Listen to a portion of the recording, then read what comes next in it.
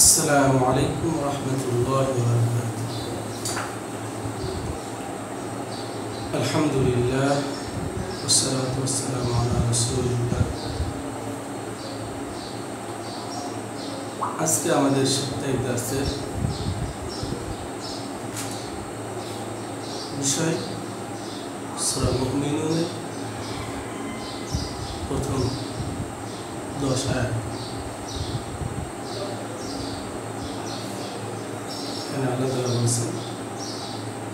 أعوذ بالله من الشيطان الرجيم.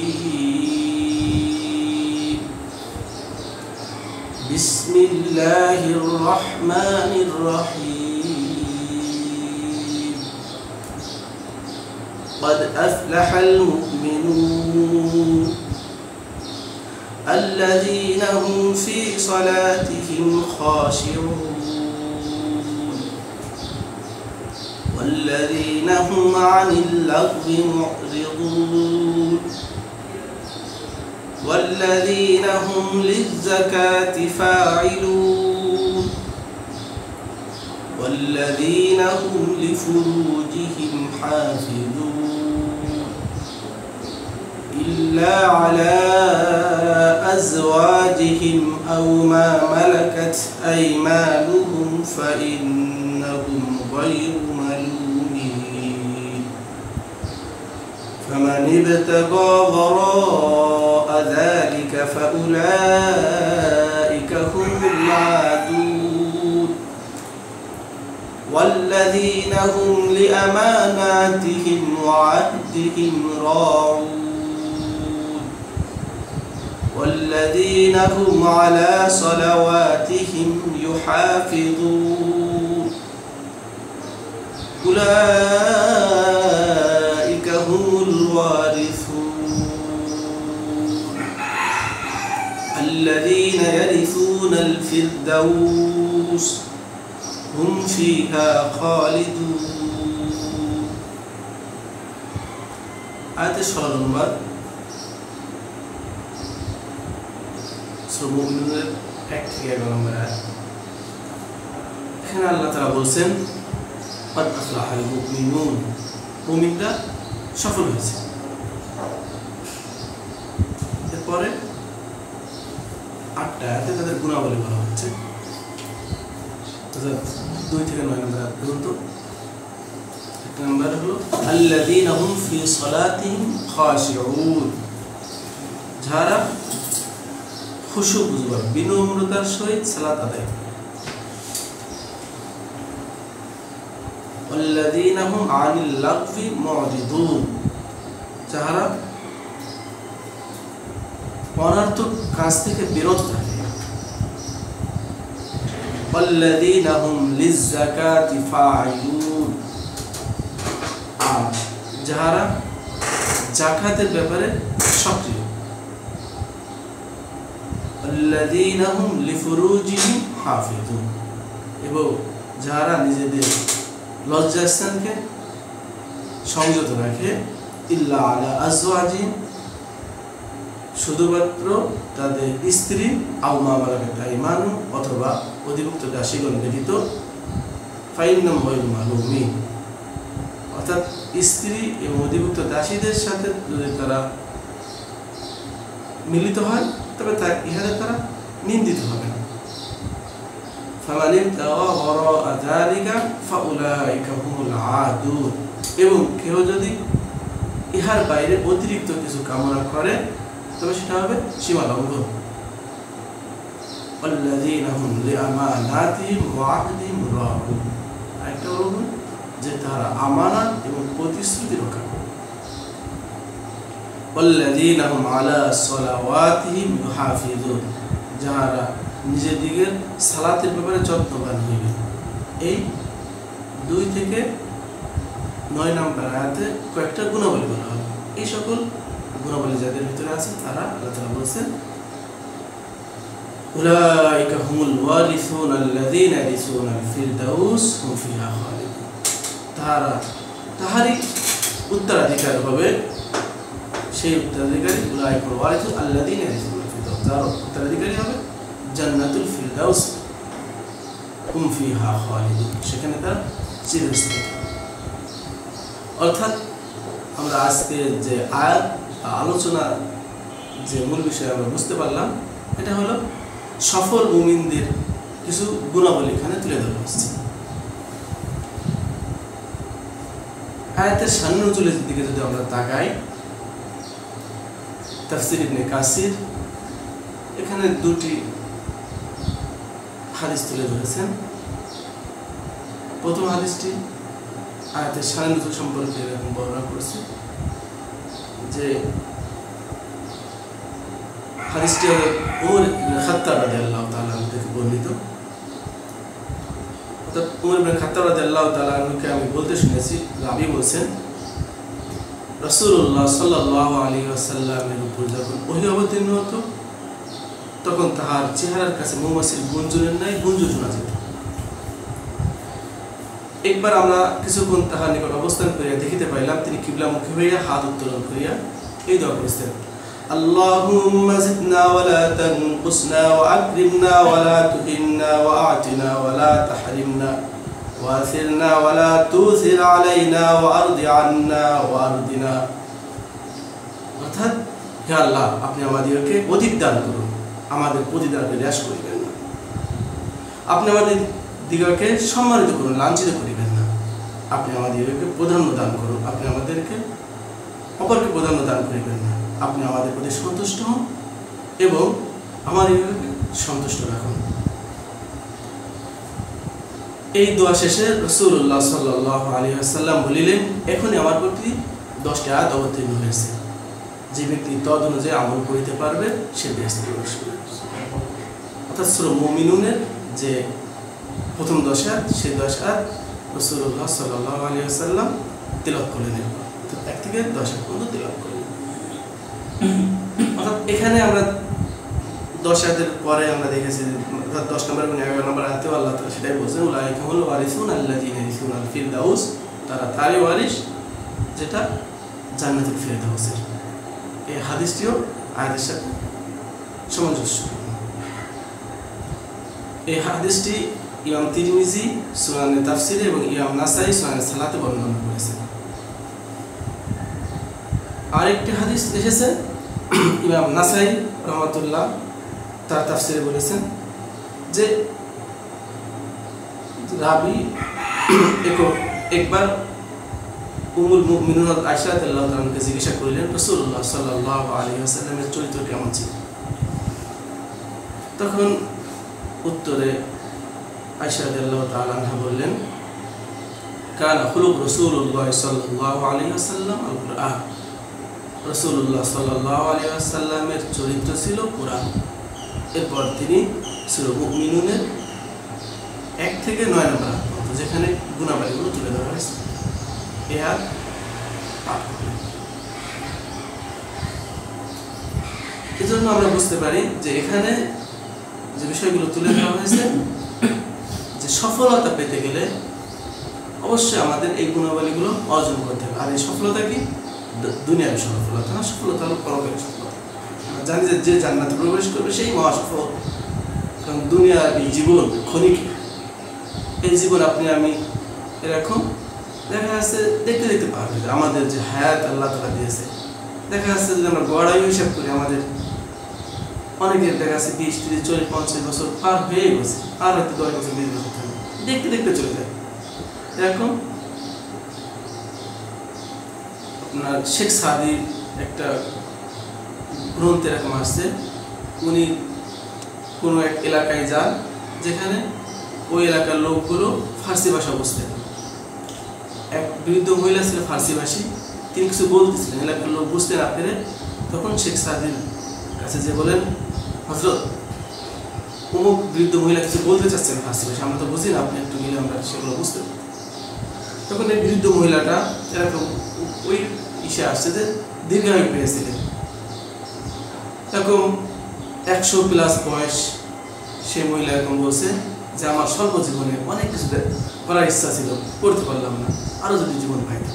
তার যে ব্যক্তি 100 বছর হায়াত পেয়েছে তারও মনে হয় যে আরও যদি জীবন পাইতাম। মানুষের জীবনের আকাঙ্ক্ষা থাকবে, কিন্তু এই জীবনটা স্বল্প, যার বয়স 90 বছর তার কাছে জিজ্ঞাসা করবে, এই তো সেই দিনকে সে জন্মগ্রহণ করছে, সেই দিনকে খেলাধুলা করছে। ঠিক এরকম দেখতে দেখতে আমাদের হায়াতে জিন্দেগি শেষ হয়ে যাবে।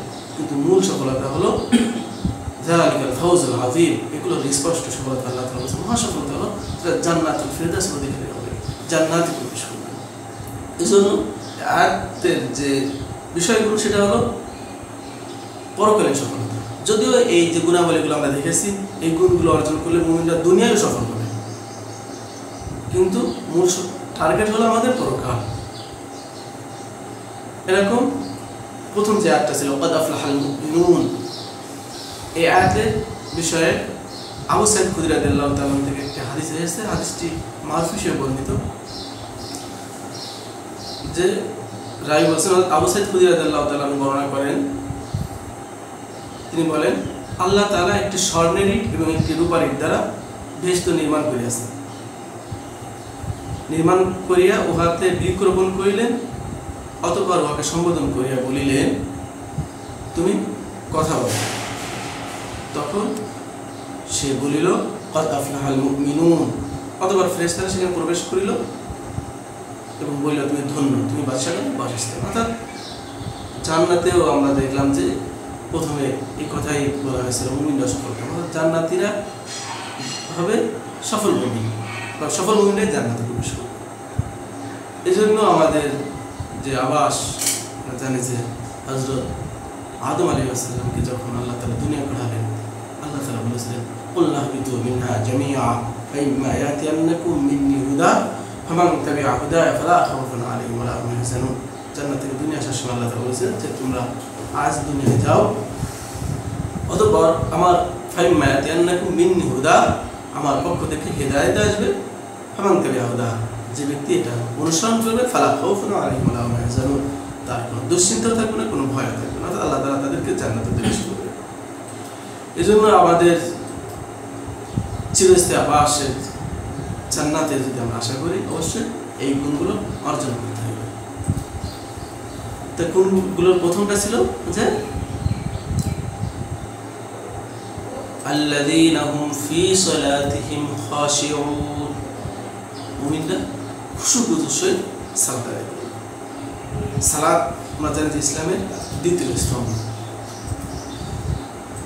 একজন লোক ইসলাম গ্রহণ করলে তার উপর প্রথম যে হুকুম বদলায়, প্রথম যে হুকুম আসে সেটা হলো তার একটা সালাত আদায় করতে হবে। এই জন্য সালাতের গুরুত্ব ইসলামে অপরিসীম। এরকম আল্লাহ তাআলা কোরআনে এরকম ডিরেক্টলি প্রায় 82 জায়গায় সালাতের নির্দেশ দিয়েছে, আর ইনডিরেক্টলি ভাবে তো আরও আছে। এই জন্য সালাতের গুরুত্ব অপরিসীম। হাদিসও আছে, আমরা জানি অনেক হাদিস আছে সালাত।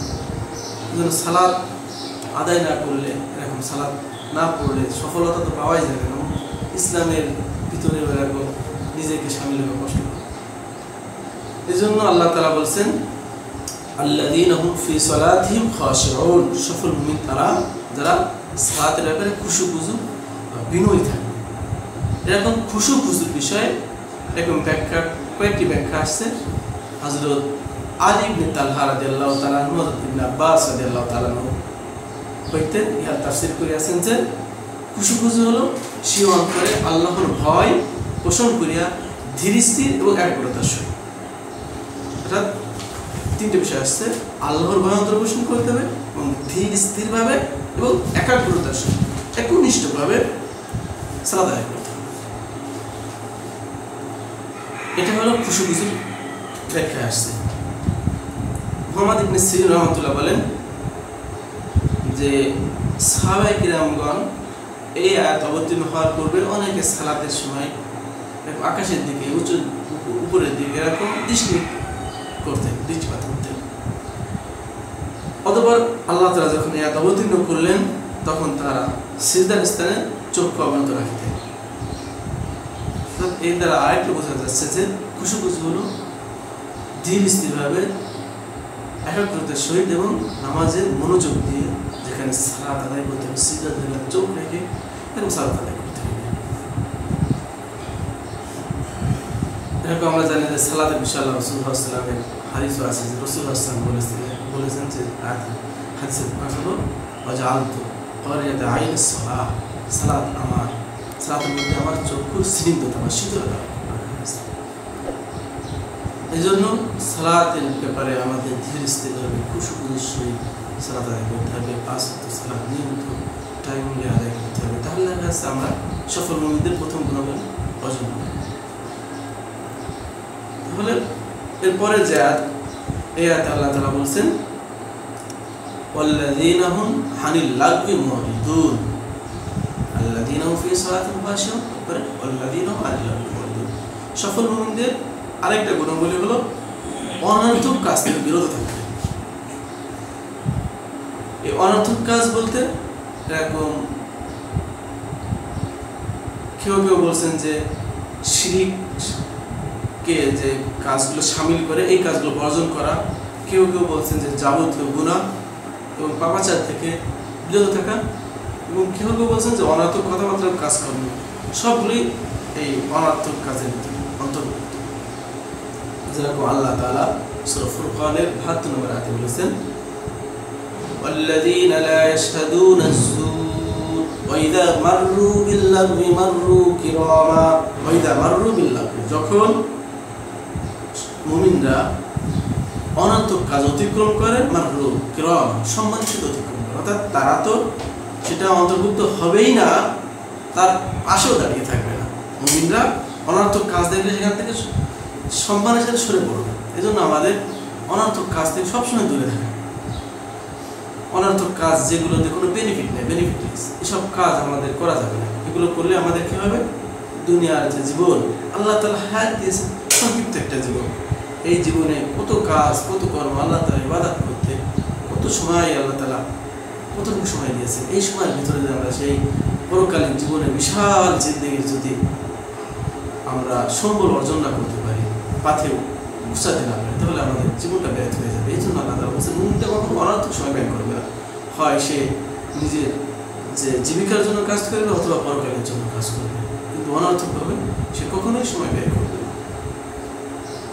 আল্লাহ তাআলা বলছেন ওয়াল্লাযীনা হুম আনিল লাগবি মুরিদুন। এরপরে একটা ছিল ওয়াল্লাযীনা হুম লিয-যাকাতি ফাঈলুন। মুমিনরা সফল সেই মুমিন যারা পবিত্রতার ব্যাপারে অ্যাক্টিভ, অর্থাৎ সবসময় পবিত্র থাকে। এখানে যাকাতের বিষয় দুটি ব্যাখ্যা এসেছে।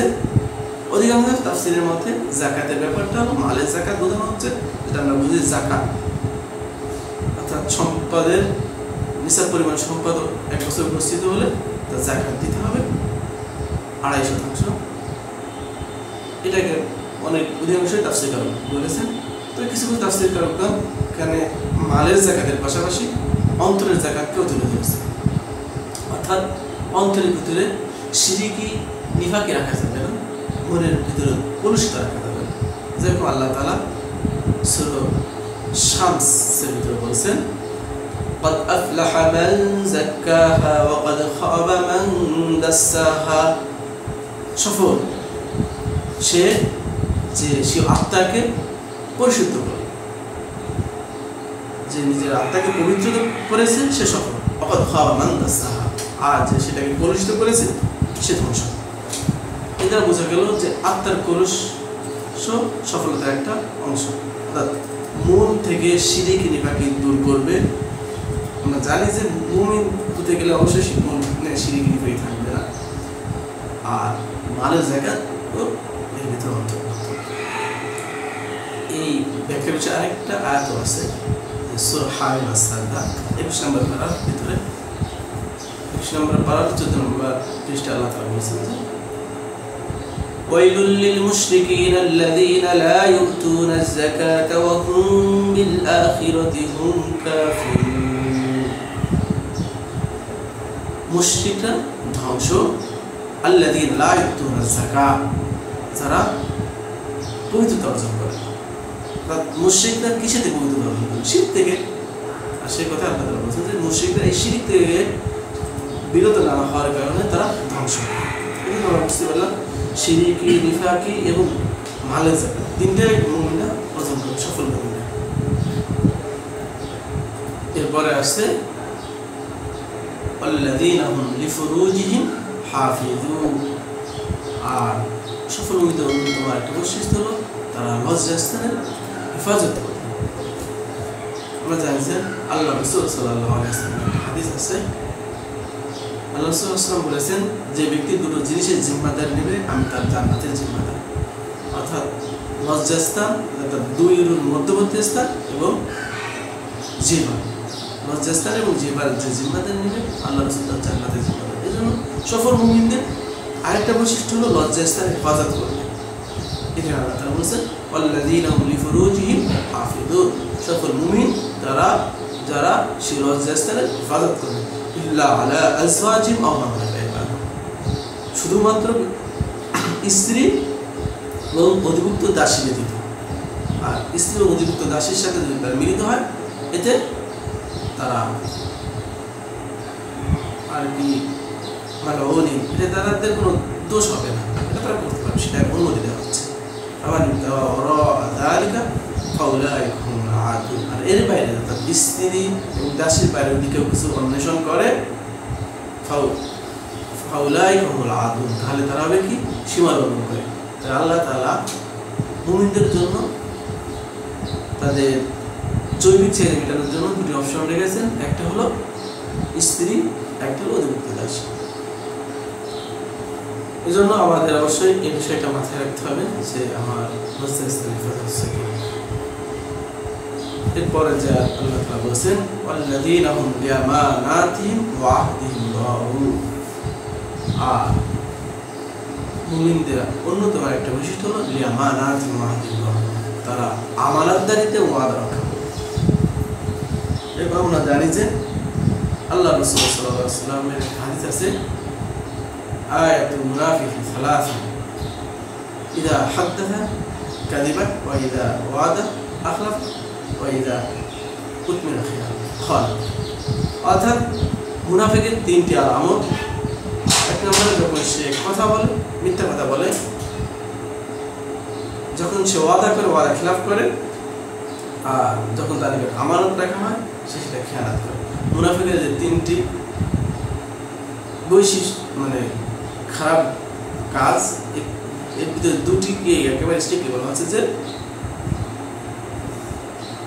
আমানতদারিত্ব এবং ওয়াদা খিলাফ এটা কখনোই সফল মুমিনরা করবে না, মিথ্যা কথা মুমিনরা বলে না।